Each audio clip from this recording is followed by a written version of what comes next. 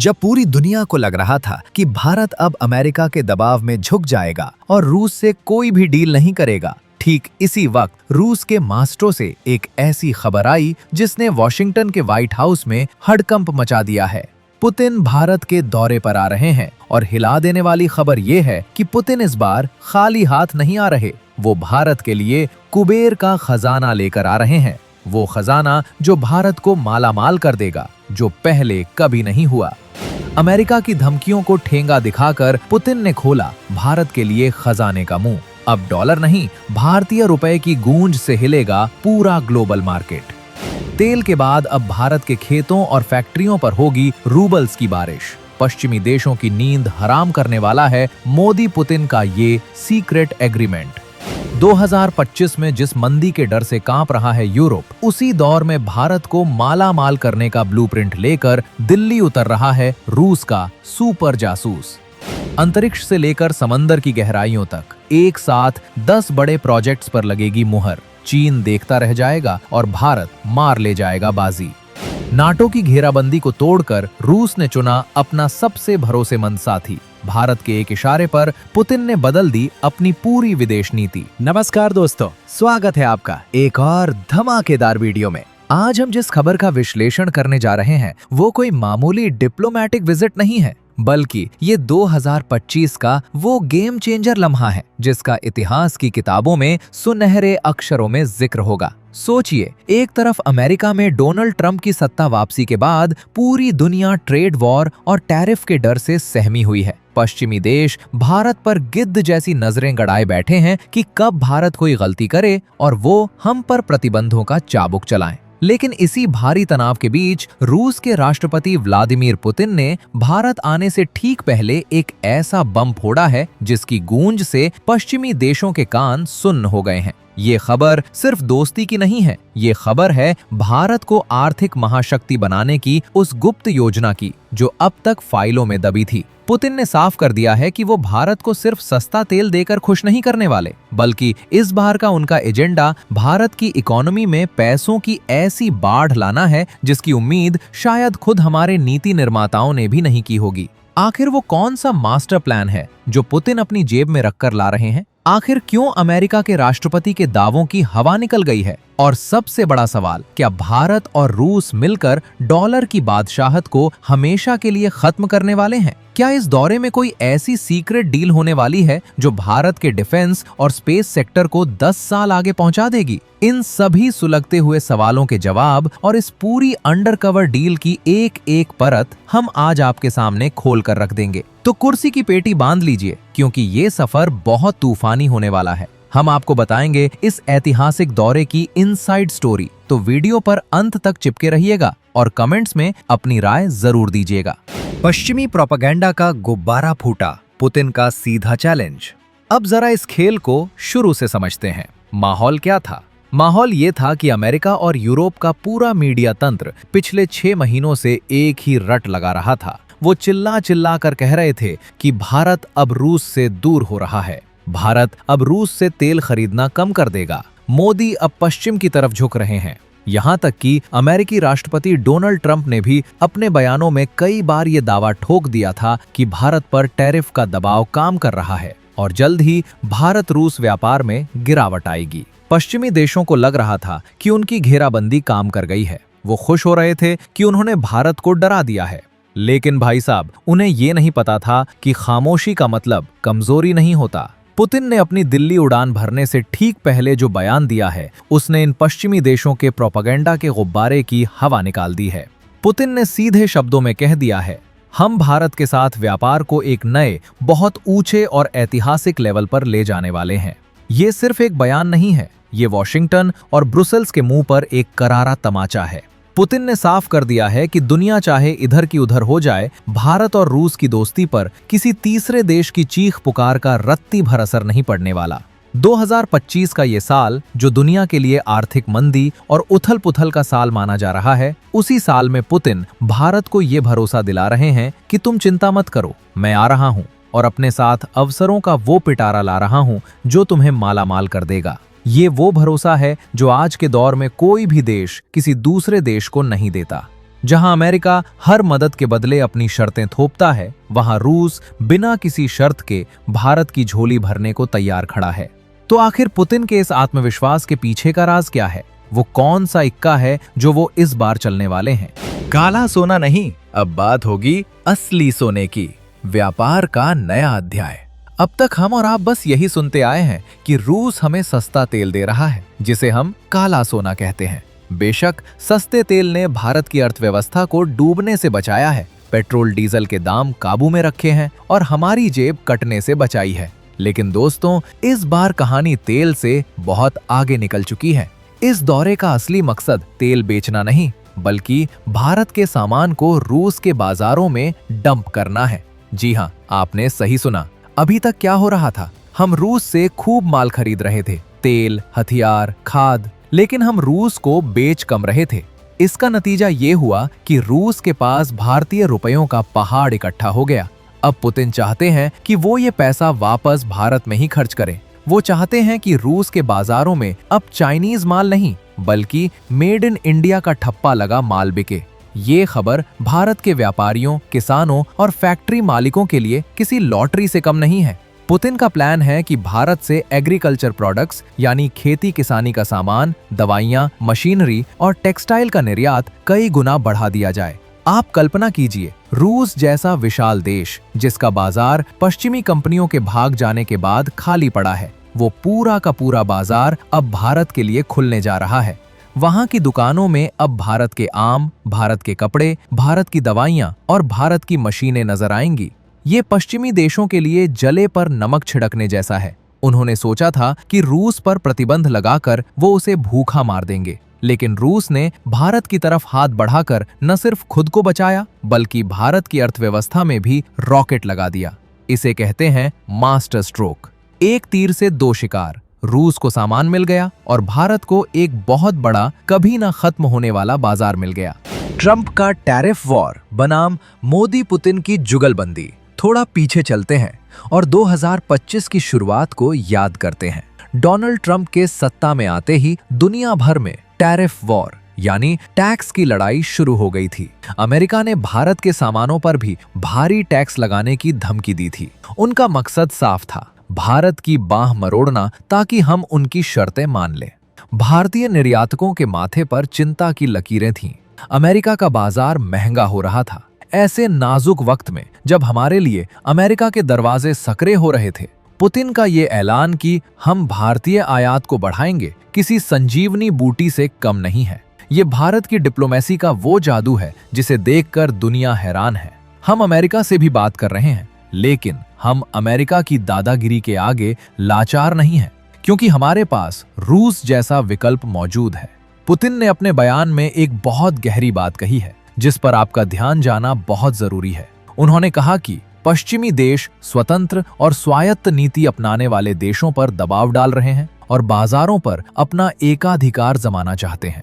ये इशारा सीधे तौर पर भारत की तरफ था। वो दुनिया को बता रहे हैं कि देखो, भारत एक शेर है जो अपनी मर्जी का मालिक है और पश्चिम उसे सर्कस का शेर बनाने की कोशिश कर रहा है। पुतिन का यह नैरेटिव भारत की जनता के दिलों को छूता है। वो भारत के स्वाभिमान को हवा दे रहे हैं। वो कह रहे हैं कि हम, रूस और भारत मिलकर एक ऐसी नई व्यवस्था बनाएंगे जहां किसी एक देश की मनमानी नहीं चलेगी। ये दो पुरानी सभ्यताओं का गठबंधन है जो नई पश्चिमी ताकतों को उनकी औकात याद दिलाने के लिए फिर से एक साथ आ खड़ा हुआ है। ऊर्जा सुरक्षा, तेल के कुओं से लेकर न्यूक्लियर पावर तक। अब वापस आते हैं उस मुद्दे पर जिससे दुनिया की सांसें अटकी हुई हैं, एनर्जी। क्या आपको लगता है कि पुतिन सिर्फ तेल की बात करेंगे? नहीं, बात अब उससे कहीं ज्यादा बड़ी होने वाली है। खबर यह है कि रूस भारत में और ज्यादा न्यूक्लियर पावर प्लांट लगाने का ऑफर लेकर आ रहा है। कुडनकुलम तो बस एक झांकी थी, असली पिक्चर अभी बाकी है। भारत की ऊर्जा भूख मिटाने के लिए रूस अपनी सबसे एडवांस न्यूक्लियर टेक्नोलॉजी भारत के साथ साझा करने को तैयार है। ये वो टेक्नोलॉजी है जो वो चीन को भी देने से कतराता है, लेकिन भारत के लिए उसके दरवाजे खुले हैं। इसके अलावा Chennai Vladimir Vostok maritime corridor पर भी बड़ी घोषणा हो सकती है। ये वो समुद्री रास्ता है जो भारत और रूस की दूरी को आधा कर देगा। सोचिए, अभी जो जहाज यूरोप का पूरा चक्कर काटकर भारत आते हैं, वो सीधे रूस के पूर्वी तट से भारत पहुंचेंगे। इससे तेल और कोयले की सप्लाई इतनी तेज और सस्ती हो जाएगी कि खाड़ी देशों, अरब देशों का तेल का खेल ही बिगड़ जाएगा। भारत को अपनी ऊर्जा जरूरतों के लिए किसी के सामने गिड़गिड़ाना नहीं पड़ेगा। ये भारत की एनर्जी सिक्योरिटी का ऐसा किला होगा जिसे भेदना नामुमकिन होगा। और जब किसी देश की ऊर्जा सुरक्षित हो जाती है, तो वो देश सुपर पावर बनने की राह पर दौड़ पड़ता है। पुतिन भारत को वही सुपर पावर वाली ताकत देने आए हैं। अंतरिक्ष में नई छलांग, गगनयान को मिलेगी रूसी ताकत।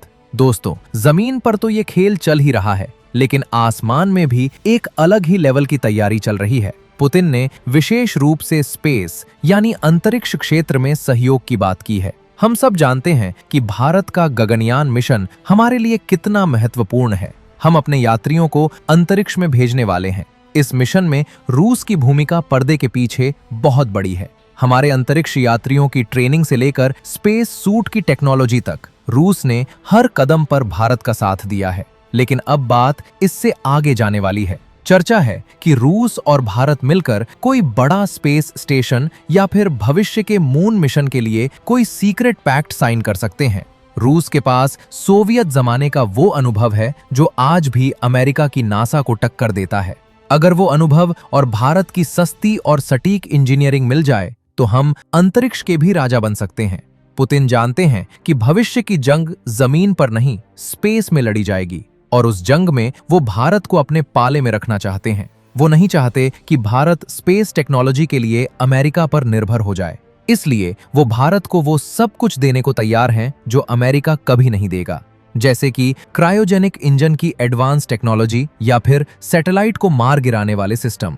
ये वो डील है जो अखबारों की हेडलाइन नहीं बनती, लेकिन देश की ताकत को 10 गुना बढ़ा देती है। मेक इन इंडिया, रूस की फैक्ट्रियां अब भारत में। पुतिन के बयान में इंडस्ट्री शब्द का इस्तेमाल बहुत सोच समझकर किया गया है। इसका सीधा मतलब है जॉइंट प्रोडक्शन। रूस अब सिर्फ हथियार बेचना नहीं चाहता, वो चाहता है कि हथियार भारत में बने। ब्रह्मोस मिसाइल इसका सबसे बड़ा और सफल उदाहरण है। अब इसी मॉडल को दूसरे हथियारों और मशीनों पर लागू करने की तैयारी है। जरा सोचिए, अगर रूस के सुखोई विमान के इंजन या T-90 टैंक के स्पेयर पार्ट्स भारत में बनने लगे और यहीं से पूरी दुनिया को सप्लाई हो, तो भारत का मैन्युफैक्चरिंग सेक्टर कहां पहुंच जाएगा? ये मेक इन इंडिया के लिए सबसे बड़ा बूस्ट होगा। लाखों नई नौकरियां पैदा होंगी। हमारे इंजीनियरों को वो तकनीक सीखने को मिलेगी जिसके लिए हम तरसते थे। और सबसे बड़ी बात, हम अपनी शर्तों पर हथियार बनाकर दूसरे देशों को बेच पाएंगे। फिलीपींस को ब्रह्मोस बेचकर हमने जो शुरुआत की है, रूस चाहता है कि हम उसे और आगे ले जाएं। वो भारत को एक ग्लोबल डिफेंस मैन्युफैक्चरिंग हब बनते देखना चाहता है। क्यों? क्योंकि इससे चीन की मोनोपोली टूटेगी। जी हाँ, रूस और चीन दोस्त जरूर हैं, लेकिन रूस कभी नहीं चाहेगा कि एशिया में सिर्फ चीन का दबदबा हो। भारत को मजबूत करना रूस की मजबूरी भी है और रणनीति भी। और मोदी जी इस मौके का पूरा फायदा उठा रहे हैं। इसे कहते हैं कूटनीति का असली खिलाड़ी होना। कृषि क्षेत्र, भारत के किसानों की चांदी। अक्सर जियोपॉलिटिक्स की बातों में हम अपने किसान भाइयों को भूल जाते हैं, लेकिन पुतिन के एजेंडे में एग्रीकल्चर यानी कृषि सबसे ऊपर है। रूस दुनिया का सबसे बड़ा देश है, लेकिन वहां की ठंड में फल सब्जियां उगाना मुश्किल है। दूसरी तरफ भारत है, जहां हर मौसम की फसल होती है। अब तक रूस अपनी खाने पीने की चीजें यूरोप या लैटिन अमेरिका से मंगवाता था, लेकिन प्रतिबंधों के बाद वो रास्ते बंद हो गए हैं। अब रूस की नजर भारत के खेतों पर है। पुतिन चाहते हैं कि भारत का गेहूं, चावल, फल सब्जियां और प्रोसेस्ड फूड रूस के हर घर तक पहुंचे। इसके लिए वो फाइटोसैनिटरी नियमों में ढील देने को भी तैयार हैं, यानी वो नियम जो अक्सर निर्यात में बाधा बनते थे, उन्हें हटाया जाएगा। इसका सीधा फायदा हमारे पंजाब, हरियाणा, महाराष्ट्र और यूपी के किसानों को होगा। उनकी फसल को एक नया और अमीर बाजार मिलेगा। जब डॉलर के बजाय रुपए रूप में व्यापार होगा, तो बिचौलियों का कमीशन भी खत्म हो जाएगा, यानी किसान को उसकी मेहनत का पूरा दाम मिलेगा। ये भारत के ग्रामीण क्षेत्र के लिए एक क्रांतिकारी कदम साबित हो सकता है। पश्चिमी मीडिया इसे कभी नहीं दिखाएगा, क्योंकि वो नहीं चाहते कि भारत का किसान समृद्ध हो और रूस का पेट भारत भरे। पेमेंट सिस्टम का चक्रव्यूह, डॉलर को बाय बाय, इस पूरी कहानी में एक विलन है, अमेरिकी डॉलर। अमेरिका अपनी करेंसी का इस्तेमाल हथियार की तरह करता है, जिसे चाहे दबा देता है, जिसे चाहे उठा देता है। लेकिन भारत और रूस मिलकर इस हथियार की धार कुंद करने में लगे हैं। पुतिन के इस दौरे में पेमेंट मैकेनिज्म पर सबसे बड़ी चर्चा होनी है। यूपीआई और रूस के मीर कार्ड को जोड़ने की बातें चल रही हैं। अगर ये हो गया तो सोचिए क्या होगा।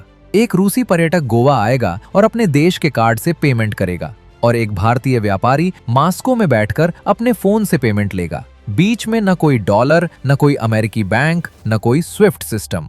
ये अमेरिका के लिए किसी बुरे सपने से कम नहीं है।